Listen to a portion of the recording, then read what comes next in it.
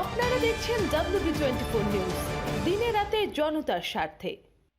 मित्र गीता जयंती, प्रधानमंत्री भारत रत्न माननीय अटल बिहारी भारतेर जन्मतिथि, पंडित मदन मोहन मालवीय जन्मतिथि, प्रधानमंत्री भारत रत्न माननीय अटल बिहारी একজন শ্রেষ্ঠ পুরুষ पंडित मदन मोहन मालवीय जन्मतिथि আজকে এবং দিয়ে খুবই গুরুত্বপূর্ণ একজন শ্রেষ্ঠ পুরুষ, তাই আমরাও একটি পার্টির যীশু খ্রিস্টের জন্মতিথি আজকে, সেদিক দিয়ে খুবই গুরুত্বপূর্ণ দিন, তাই আমরাও একটি পার্টির মৌলিক কার্যক্রম আজকে উদ্বোধন করছি এবং ঘোষণা করছি। এই উপলক্ষে আমার সঙ্গে এখানে কিছু বুথের কার্যকর্তা, বুথ প্রেসিডেন্ট এখানে উপস্থিত আছেন এবং আমাদের প্রদেশের নির্বাচন পুরো সঞ্চালন করার দায়িত্ব নিয়েছেন প্রদেশের সহসভাপতি মাননীয় প্রতাপ ব্যানার্জি উপস্থিত আছেন। এছাড়া একাধিক সর্বভারতীয় কার্যকর্তা মাননীয় শিবপ্রকাশজি উপস্থিত আছেন। সরকারের যে অপশাসন, দুর্নীতি, হিংসা, অত্যাচার, মহিলাদের উপরে অসম্মান, মানুষের অসুরক্ষা, এটাকে তুলে ধরা, সঙ্গে সঙ্গে ভারতবর্ষের সবচেয়ে পপুলার সফল প্রধানমন্ত্রী মাননীয় নরেন্দ্র মোদীর যে 6 বছরের কাজ, সাফল্য, উপলব্ধি, সেটাও মানুষের সামনে তুলে ধরা এবং আগামী দিনে কেন্দ্র সরকার যে বহু প্রচারিত প্রকল্প আছে, যার থেকে বাংলার মানুষরা বেশিরভাগ বঞ্চিত আছেন, সেই প্রকল্পের লাভ বাংলার মানুষ তখনই পাবেন যদি এখানে পশ্চিমবাংলায় বিজেপি সরকার হয়। এটা লক্ষ্যে বোঝানো।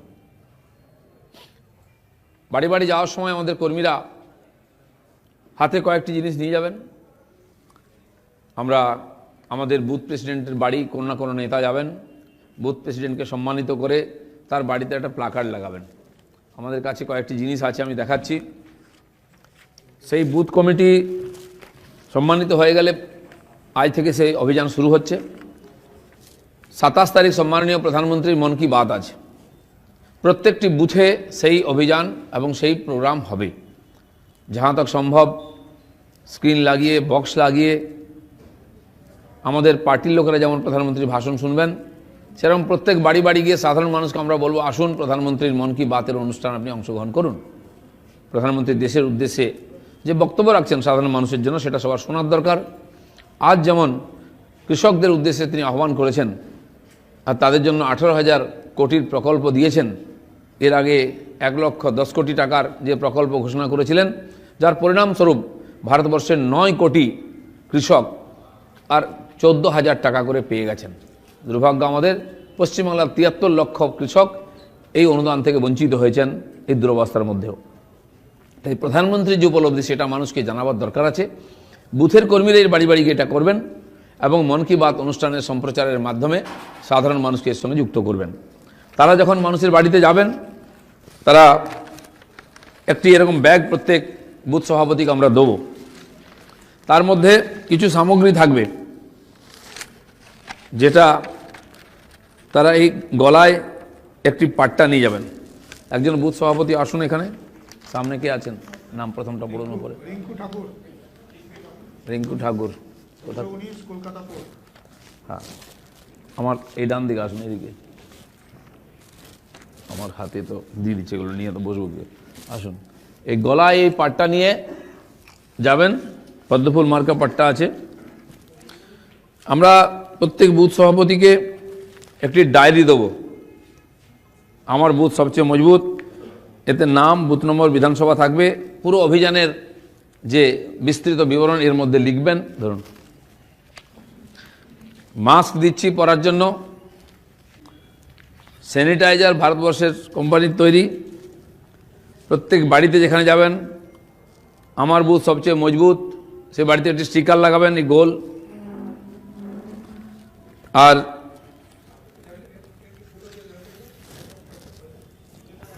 বুথ সভাপতির বাড়িতে আমরা এই নেম প্লেট লাগিয়ে দেবো। বুথ সভাপতি ভারতীয় জনতা পার্টি, বুথ সভাপতির নাম মাঝখানে লেখা হবে, বুথ নম্বর, বিধানসভা এর মধ্যে উল্লেখ আছে। এটি প্রত্যেক বুথ সভাপতির বাড়িতে আমরা লাগাবো। এবং ধরুন একটি পার্টির পতাকাও তাকে আমরা দেবো। এটি তিনি তার বাড়িতে উত্তোলন করবেন। এই পতাকা, পার্টির পতাকা সমস্ত বুথ সভাপতির বাড়িতে উত্তোলন হবে। বাকি কর্মীরাও জোগাড় করে নিজের বাড়িতে পতাকা লাগাবেন। ধরুন, এছাড়া কয়েকটি লিফলেট থাকবে তাদের হাতে। এখানে যেমন অলরেডি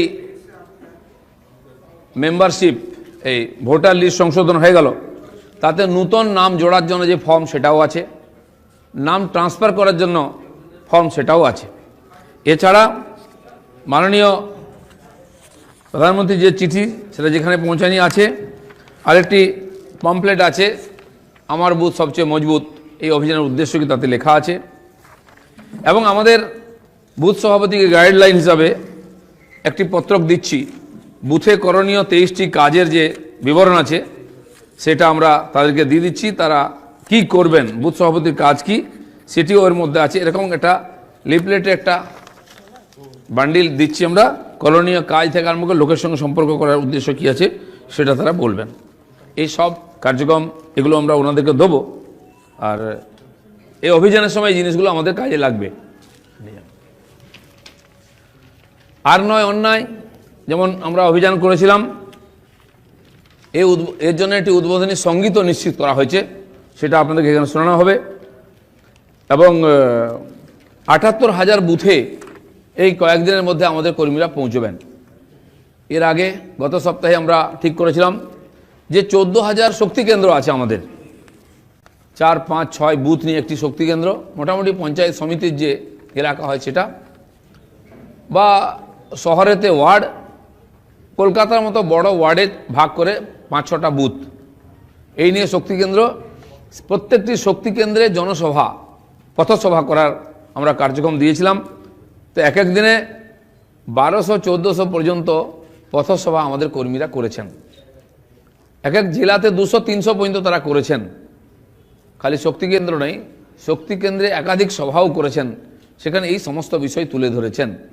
এই যে জনজাগরণের কার্যক্রম, জনসম্পর্কের কার্যক্রম দেশব্যাপী যেমন চলছে, আমাদের প্রদেশব্যাপী চলছে। যেহেতু আমাদের নির্বাচন আছে, সেই জন্য বিশেষ বিশেষ অভিযান আর বিশেষ বিশেষ যে প্রকল্প কেন্দ্র করেছে তার প্রচারের দরকার আছে। বিশেষ করে প্রধানমন্ত্রী সাধারণ মানুষের জীবনযাপনের জন্য তাদের মাথার উপরে পাকা ছাদ করে দিচ্ছেন, যার বাড়িতে এখনও পাক্কা বাড়ি হয়নি পাক্কা শৌচালয় করে দিচ্ছেন। গরিব মানুষের খাওয়ার জন্য বাড়িতে চাল, যে 2 টাকা কিলো চাল এখানে পাচ্ছি আমরা, সেটা প্রধানমন্ত্রী 30 টাকা দিয়ে আমাদের বাড়ি পৌঁছে দিচ্ছেন। আমফান সময় এবং করোনা মহামারীর সময় ফ্রিতে রেশন বাড়ি বাড়িতে দিয়েছেন। আগেই মায়েদেরকে ফ্রিতে গ্যাসের কানেকশান দিয়েছেন। মহামারীর সময় 3টে সিলিন্ডার ফ্রি দিয়েছেন এবং বাজার হাট করার জন্য 500 টাকা মাসে দিয়েছেন। এই অনুদান আমাদের দেশের গরিব চাষিরা দুরবস্থার মধ্যে আছেন, বহু মানুষ আত্মহত্যা করেছেন, তাই তাদের আর্থিক স্থিতিকে পাল্টাবার জন্য প্রতি বছর ৬,০০০ টাকা করে বিশেষ অনুদান দেওয়া হচ্ছে। মহামারীর জন্য আরও 2,০০০, 14,০০০ টাকা করে দেশের কৃষকরা পেয়ে গেছেন। গরিব মানুষের চিকিৎসা সুবিধার জন্য প্রতি পরিবারকে 5 লাখ টাকা বছরে দেওয়া হচ্ছে। প্রায় 1.5 কোটি পরিবার এই সুবিধা পেয়ে গেছেন, কিন্তু পশ্চিমবঙ্গে একজনও পাননি, কারণ এখানকার সরকার এতে অংশগ্রহণ করেনি। এ সমস্ত বিষয় সাধারণ মানুষের জন্য কেন্দ্র সরকার যে কাজ করছে তাদের কাছে পৌঁছে দেওয়ার জন্য বিশেষভাবে আমরা চেষ্টা করছি, আর এই অভিযানের মধ্যে সেটাও থাকবে। এই কয়েকটি বিষয় বলার ছিল। আগে গান শুনিয়ে দেবেন? আগে হ্যাঁ চলুন, যে গানটি আজকে উদ্বোধন হচ্ছে এই অভিযানের জন্য, সেটা আপনাদের সামনে রাখা হচ্ছে, চালিয়ে দিন। তারপরে আপনাদের প্রশ্নের উত্তর আমি দেবো।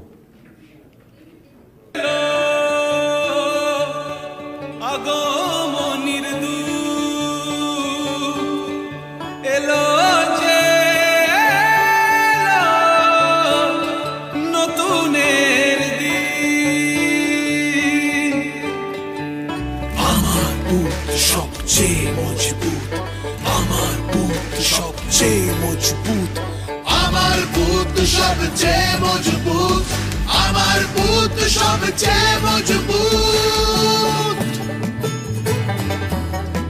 2019 লোকসভাতে বিজেপি হলো সেট, সাহসীরা লড়াই করে পেল যে ম্যান্ডেট।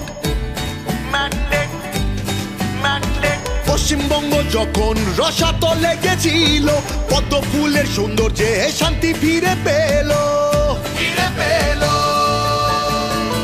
বাংলা আমার মনে প্রাণে, বাংলা এই গানে। বিজেপি বিজেপি সাথে থাকুক বাঙালির সম্মানে। সময় এলো গর্জে ওঠার, আর নয় অন্যায়। সময় এলো ঘুরে দাঁড়া, পার নেই কোনো ভয়। আমার বুথ সবচেয়ে মজবুত, আমার বুথ সবচেয়ে মজবুত। বুথের অধ্যক্ষ রায়টা মনে রেখো, বিধানসভায় তোমাদের গুরু দায়িত্ব। বুদ্ধি তো আজ সকাল থেকে 3 বার আমি সাংবাদিকদের সঙ্গে দেখা করেছি, সে নতুন কিছু মনে হয় বলার নেই। যদি একাত্র প্রশ্ন থাকে আপনারা করতে পারেন।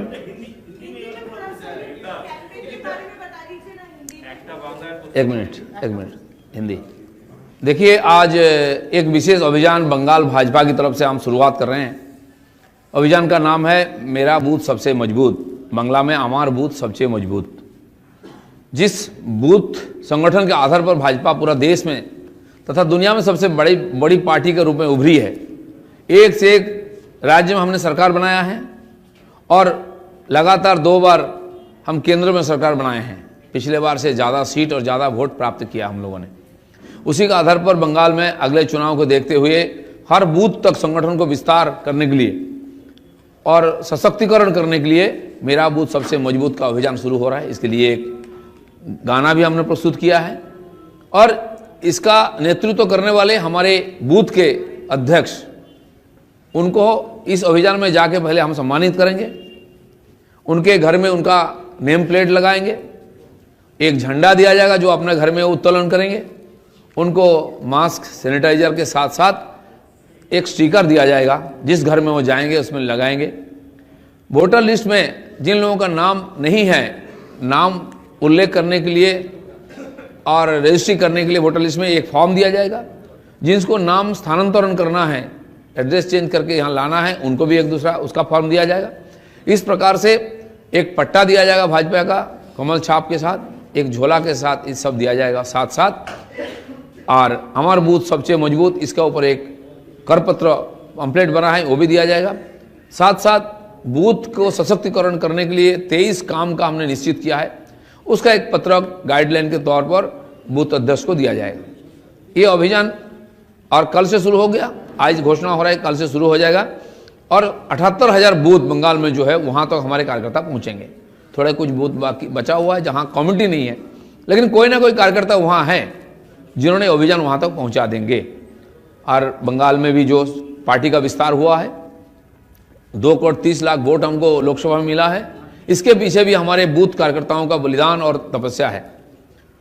बंगाल में लगभग 132 कार्यकर्ताओं की हत्या हुई है, जिसमें बूथ के कार्यकर्ता, बूथ के अध्यक्ष की संख्या सबसे ज़्यादा है। इसलिए इस बलिदान और इस परिश्रम, इसका नतीजा है कि भाजपा आज देश तथा बंगाल में भी सबसे बड़ी पार्टी बन चुकी है। इसलिए मैं आज की इस पवित्र दिन में हमारे माननीय प्रधानमंत्री भारत रत्न श्री अटल बिहारी वाजपेयी का पवित्र जन्मतिथि है। आज पंडित मालवीय जी का जन्मतिथि है, गीता जयंती है, एकादशी की तिथि है और इस पवित्र तिथि में और ईसा मसीह का भी जन्मतिथि है। बहुत पवित्र दिन है और इस दिन में हम इस अभियान का शुरुआत कर रहे हैं और हमारे जो बूथ के कार्यकर्ता, बूथ के अध्यक्ष हैं, उनको भी हम अभिनंदन कर रहे हैं। इस अभियान के तहत पर भारतीय जनता पार्टी राज्य के कोने कोने में पहुंच करके माननीय प्रधानमंत्री जी का पिछले 6 साल की जो उपलब्धि है वो जन जन तक पहुंचाएंगे। साथ साथ बंगाल में जिस प्रकार से एक अव्यवस्था चल रही है, कानून व्यवस्था नहीं है, भ्रष्टाचार चरम पर है, तानाशाह सरकार चल रही है, ये बात कभी लोगों तक पहुंचाकर लोगों की हिम्मत बढ़ा करके अगले चुनाव में राजनीतिक परिवर्तन के लिए वातावरण तैयार करेंगे। इस अभियान का आज हम यहाँ शुरू कर रहे हैं। कितने दिनों तक चलेगा? और आज सौगत राय ने कहा है कि आपके बूथ में एजेंट ही नहीं है, आप लोगों के जो लीडर है वो उनकी सहायता से चुनाव जीतते हैं, कैसे बूथ? देखिए, अगले 26, 27, 28 तक ये अभियान चलेगा। इसके अंदर 78,000 बूथ तक हम पहुँचेंगे। सौगत राय की चिंता नहीं है, 50,000 में वो जीते हैं। अगले बार उनके क्षेत्र में जो 7 विधानसभा है, 7 के साथ भारतीय जनता पार्टी जीतेगी।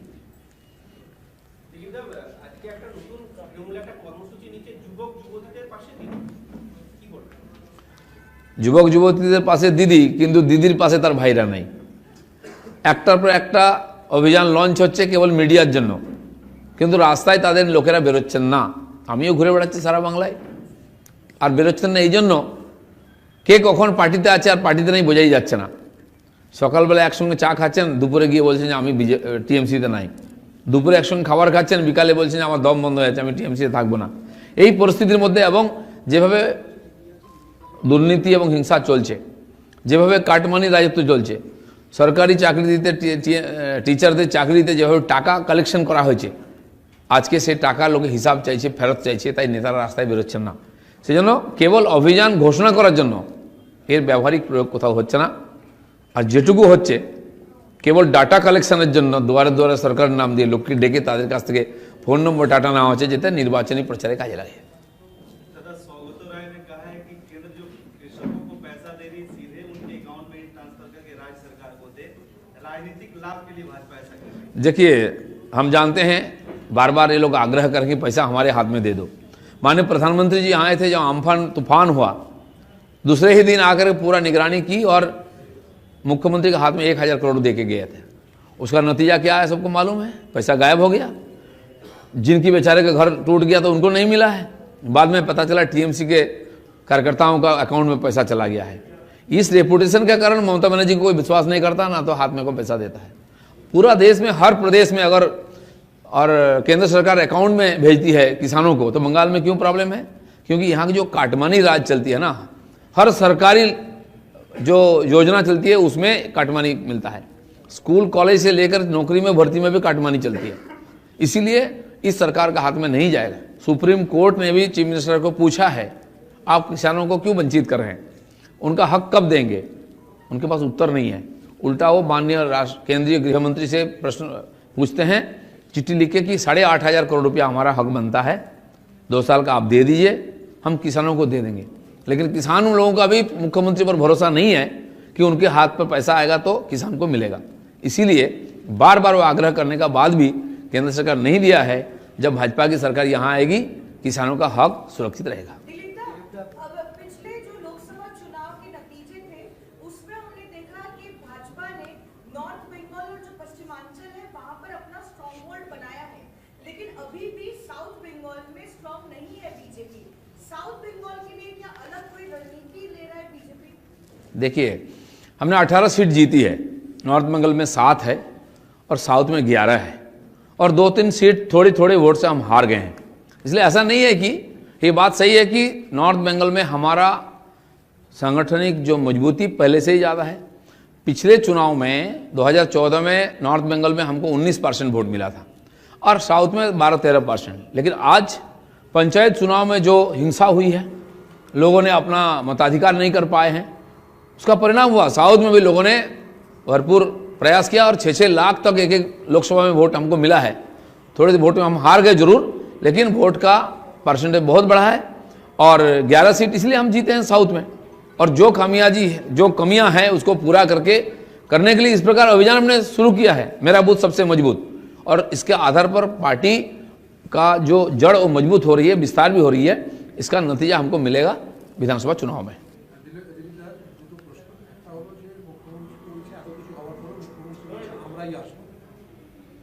মুখ্যমন্ত্রী লোকসভাতেও তাই বলেছিলেন 42 সিট চাই, 34 থেকে 22 এসছেন, 12টা সিট চলে গেছে। আর উনি জানেন এটা সম্ভব নয়, লোক তাদেরকে ভোট দেবে না, তাই তিনি নির্বাচন করছেন না। 118টা মিউনিসিপ্যালিটি কর্পোরেশনের ইলেকশন ডিউ আছে, জনপ্রতিনিধি নেই, মানুষ পরিষেবা থেকে বঞ্চিত হচ্ছেন। একটা রেশন কার্ড নিতে গেলেও যেতে হয় কাউন্সিলরের কাছে, একটা ইনকামের সার্টিফিকেট চাই, একটা কারেন্ট সার্টিফিকেট চাই, পাচ্ছে না লোকেরা। ইনি খালি ভয় করছেন লোককে যে নির্বাচন হলে বিজেপি জিতে যাবে, তাই নির্বাচন করাচ্ছেন না। আমি বলেছিলাম পশ্চিমবাংলার আইন শৃঙ্খলা অবস্থা কাশ্মীরের চেয়েও খারাপ, এটা ওনারা প্রমাণ করেছেন। কাশ্মীরে নির্বাচন হয়ে গেল, রাজস্থানে হয়ে গেল, বড় যে টেরিটোরিয়াল অ্যাডমিনিস্ট্রেশন আছে সেখানে হয়ে গেল, সবচেয়ে ডিস্টার্ব এলাকা হায়দ্রাবাদেও হয়ে গেল। পশ্চিমবাংলায় নির্বাচন হচ্ছে, তার মানে কি এখানকার সরকারের ক্ষমতা নাই নির্বাচন শান্তিপূর্ণভাবে করে। হয় ভোট লুট করবেন তার লোকেরা, গুলিগোলা চলবে, লুটপাট হবে, নাহলে হেরে যাবেন, দুটোই তাদের পক্ষে ক্ষতিকারক, তাই তারা নির্বাচনে যাচ্ছেন না। সেই জন্য মমতা ব্যানার্জি যে দাবি করেন বাস্তব কিন্তু তার উল্টো হয়। মুখ্যমন্ত্রী সাংবাদিক বৈঠকে বলেছেন শিলপুর বন্দর ডিপ সি পোর্ট হবে কুলপিতে, যেটা বহু আগে ঘোষিত হয়েছিল। আর আরেকটা হচ্ছে সিঙ্গুরে অ্যাগ্রো ইন্ডাস্ট্রি পার্ক হবে, কি বলবেন? দেখুন, এই গল্পগুলো অনেক পুরনো হয়ে গেছে। শঙ্করপুরে যেটি হবে, পোর্ট হবে, সেই 8,000-9,000 কোটি টাকা আসবে কোথা থেকে? কোনো বাজেট নাই, কোনো প্ল্যানিং নেই। যেমন স্বাস্থ্যসাথী কার্ড দেওয়া হচ্ছে 7.5 কোটি লোককে, প্রত্যেকে যদি 2 লাখ টাকা, 3 লাখ টাকা বা 5 লাখ টাকা পান, কত হাজার কোটি টাকা লাগে? বাজেটে তার কোনো উল্লেখ আছে? এই 90,000 কোটি টাকা আসবে কোত্থেকে? পুরো সরকারটাকে তাহলে তো বন্ধক দিতে হবে। কেবল নির্বাচনের আগে প্রতিশ্রুতি দেওয়া হচ্ছে, সেটা সম্ভব হবে না। সিঙ্গুরের গল্প তো পুরনো হয়ে গেছে। সিঙ্গুর থেকে টাটা চলে গিয়ে গুজরাটে 24 ঘন্টার মধ্যে জমি পেলেন, সেখানে ন্যানো তৈরি হয়েছে, বাংলার লোক ন্যানো চড়ছে। যিনি কারখানা বন্ধ করে দিয়ে ক্ষমতায় এসছেন, তার কাছ থেকে কারখানা স্থাপনের গল্প কেউ শুনতে চায় না। আর সেই জন্য উনি সারা বছর ধরে খেলা, মেলা আর কত কি উদ্বোধন করে বেড়ান। কারখানা উদ্বোধন করতে আমরা কখনো দেখিনি। দুর্গাপূজা, কালী পূজা, তো তার হাত দিয়ে কারখানা হবে, কারখানা উদ্বোধন হবে, মানুষ চাকরি পাবে, এটা আকাশ কুসুম কল্পনা। গতকাল রাতে আলিপুরদুয়ার তৃণমূলের জেলা পরিষদ, সেই জেলা পরিষদের সহসভাপতিকে 3 রাউন্ড গুলি করা হয়েছে। তার অবস্থা সংকটজনক, শিলিগুড়িতে চিকিৎসাধীন। রাজনৈতিক চর্চা চলছে, কিন্তু পুলিশ এখনো বার করতে পারেনি কারা মারলো। দুর্ভাগ্যের ব্যাপার, এর আগে এমএলএ মারা গেছেন টিএমসিরই, চেয়ারম্যান মারা গেছেন ভদ্রেশ্বরে, এবং ঘুরে ফিরে পার্টির লোকের দিকে আঙুল আসে। একবারও কেউ বলেনি ওখানে বিজেপির লোক মেরেছে, কিন্তু বিজেপির লোকের নামে চার্জশিটে নাম রেখে তাকে হ্যারাসমেন্ট করা হচ্ছে। ঠিক সেরকম যারা রাজনৈতিক নেতা, কর্মী, পরিচিত ব্যক্তি, তাদের জীবনের সুরক্ষা নেই, পুলিশ সুরক্ষা দিতে পারছে না। তার মানে আইন শৃঙ্খলার অবস্থা খুবই খারাপ, যেটা বারবার আমরা বলছি। আইন শৃঙ্খলা বলে কিছু নাই। দুঃখ হচ্ছে আমার বলতে, আজকে মাননীয় অটলজির জন্মতিথি, সুশাসন দিবস। যে রাজ্যে আমরা বাস করি, সে শাসন বলে কিছু নাই সেখানে। সেটা একাধিক ঘটনা ঘটছে।